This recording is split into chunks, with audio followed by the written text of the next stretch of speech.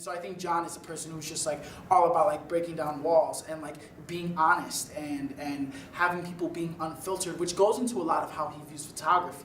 You know, he wants to be able to find people at their most vulnerable, people at their most honest. You know, he doesn't want to take pictures of when people are talking. He wants to take pictures of people when they're thinking, because you see the thoughts behind it, because you see the honest truth behind it. Words can lie, you know, eyes don't.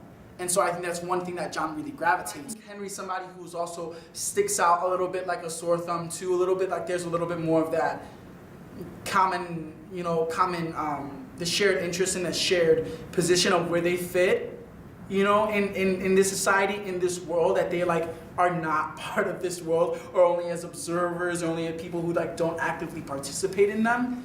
And so I think that's where they really like get along and like kind of noticed each other, I guess, or like why when like Henry came up to John, John was like, okay, cool, like someone who's like not, who like doesn't play games, and it's just like, you know, someone who's like not part of like the high school typical crowd. You know, he's like also involved with it, but I don't think that he also like tries to be, but like specifically to Celia, it's like, it's always being drawn to that like deep sense of vulnerability, and also of like just heaviness that they both feel. One thing that we kept talking about, both of them, was that they act like just a little bit older in terms of that they're trying to protect everyone around them. That's another big theme that came up, was that they're both protectors.